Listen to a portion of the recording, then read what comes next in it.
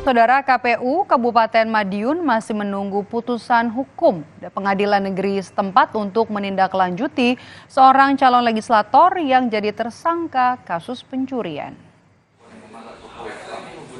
Hingga kini, Saudara, Komisi Pemilihan Umum Kabupaten Madiun belum mengambil keputusan soal status caleg bernama Adnan Dwi Kresiawan yang terjerat kasus pencurian. KPU Madiun menyatakan yang menjadi dasar untuk menetapkan yang bersangkutan memenuhi syarat atau tidak, yakni putusan yang berkekuatan hukum tetap oleh Pengadilan Negeri.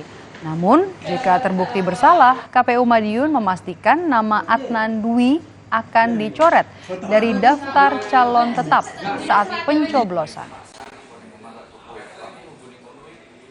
Karena memang proses itu kan masih panjang, jadi nanti prosesnya masih ada di Polres, kemudian masuk Pengadilan Negeri. Kita juga masih menunggu keputusan dari Pengadilan Negeri seperti apa. Kalau sudah diputuskan, Pak? Nah, kalau sudah diputuskan nanti akan kita proses. Nanti keputusan dari Pengadilan Negeri nanti seperti apa kan juga harus kita sesuaikan dengan keputusan dari Pengadilan Negeri tersebut.